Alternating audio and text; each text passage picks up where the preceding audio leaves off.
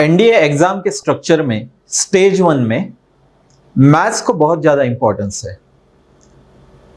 Maths को हमें वहां पे 300 मार्क का एक पेपर आएगा मैथ्स का, ओके, जिसका कंट्रीब्यूशन 900 मार्क्स में अगर हम देखेंगे तो लगभग 35% का कंट्रीब्यूशन है।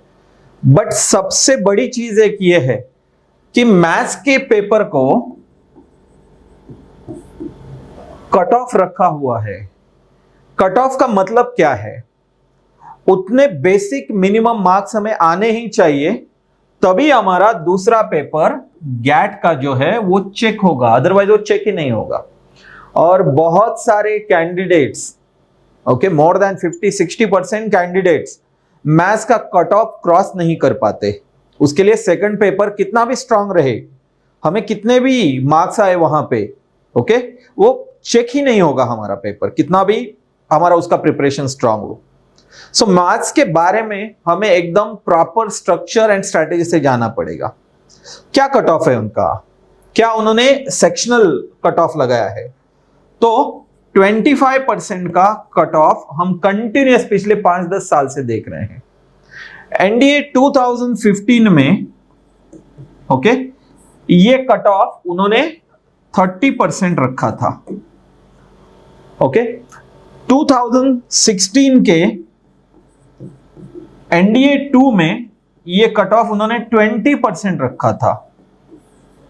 मतलब 300 में से 30% हमें मार्क्स आने चाहिए, दैट इज 90 मार्क्स की रिक्वायरमेंट थी। अगर 300 में से 90 मार्क हमें नहीं आए तो हमारा सेक्शनल कट ऑफ क्रॉस नहीं हुआ, गैट चेक नहीं होगा। सेम थिंग 20%, मतलब 60 मार्क्स आने चाहिए थे।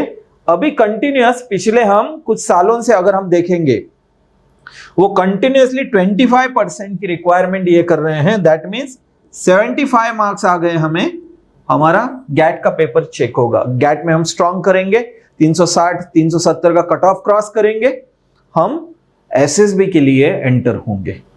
एकदम प्रॉपर स्ट्रक्चरल प्लान से इसको सोचना पड़ेगा, प्रोफेशनल वे से सोचना पड़ेगा, ओके, अदरवाइज हम हमारा ड्रीम कंप्लीट नहीं कर पाएंगे।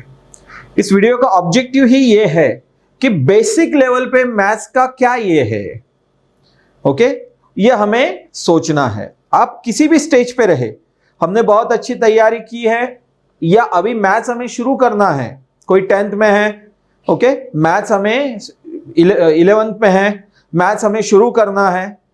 इस वीडियो का ऑब्जेक्टिव है कि मैथ्स को किस वे से देखना है, सिर्फ इतना ही है।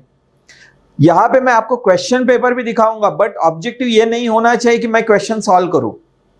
हम पढ़ेंगे तभी हम उसके क्वेश्चन सॉल्व कर पाएंगे। अभी हमने ट्राई किया और अभी हमें नहीं आया 1-2 क्वेश्चन का आंसर्स, तो हम क्या सोचेंगे, मेरा मैथ्स वीक है। अरे हमने अभी पढ़ाई स्टार्ट ही नहीं की है, तो हम कैसे उस बेस पे आ सकते हैं? ओके, तो ऑब्जेक्टिव मैं फिर से एक बार क्लियर कर रहा हूं, सिर्फ हम सिलेबस देखेंगे, सिर्फ हम मैथ्स का पेपर देखेंगे, कैसे क्वेश्चंस है उसमें से सॉल्व करने की कोई भी कोशिश हम नहीं करेंगे। सो मैथ्स का अगर हम सिलेबस प्रॉपरली यहां पे देखें तो क्या सिलेबस दिया है? सो मैथ्स के सिलेबस में यहां पे अलजेब्रा दिया है उन्होंने, ओके, प्रॉपर एकदम सिलेबस दिया है, concept of sets, okay, permutations and combination, binomial theorem and it's applications, like that. तो अलजेब्रा है पॉइंट 1 में, ओके। पॉइंट 2 में हम देखेंगे तो मैट्रिसेस एंड डिटर्मिनेंट्स है। पॉइंट 3 में ट्रिग्नोमेट्री है। पॉइंट 4 में analytical geometry of 2 and 3 dimensions, उसके अंडर सिलेबस दिया है। 5th है डिफरेंशियल कैलकुलस। 6th पॉइंट है integral calculus and differential equations. 7th is a vector algebra, okay, then statistics and probability. सबका सिलेबस अगर हम देखेंगे तो इलैबोरेटली यूपीएससी ने क्या किया है, हमें सिलेबस दिया है, ओके, हमें सिलेबस के साथ स्टिक रहना है। यहां पे अगर हम देखेंगे तो हमें एक टेबल दिखेगा, अभी एक याद रखना है, ये टेबल कैसे बनाया गया है, ये एनालिसिस करके बनाया गया है, नॉट नेसेसरी एवरी एग्जाम में ऐसे ही क्वेश्चंस आएंगे।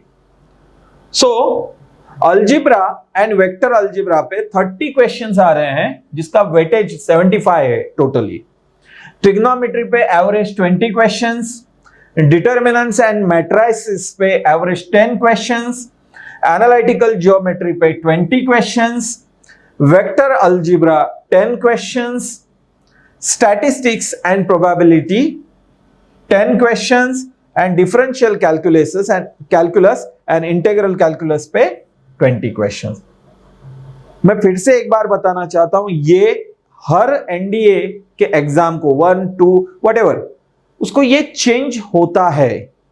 ये एक एवरेज बताया है कि कौन से टॉपिक पे अगर हमने फोकस किया ज्यादा,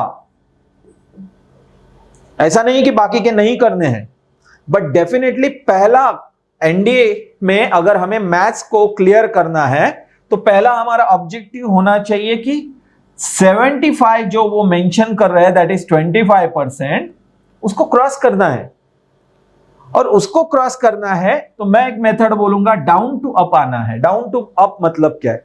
पहले 25 मार्क कैसे मिलेंगे, वो एक बेस्ट टॉपिक करना है। अगले 25 मार्क कैसे मिलेंगे, उसके लिए एक टॉपिक करना है। सपोज हमने ये 2 टॉपिक किए, इसके ऊपर 30 क्वेश्चंस आ रहे हैं, इसके ऊपर 20 क्वेश्चंस आ रहे हैं, तो 50 क्वेश्चंस की हमारी तैयारी हो गई।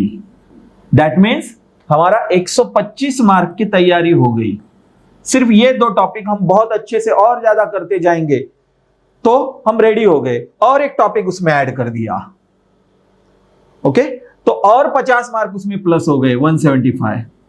इस मेथड को मैं बोलूंगा डाउन टू अप जाना।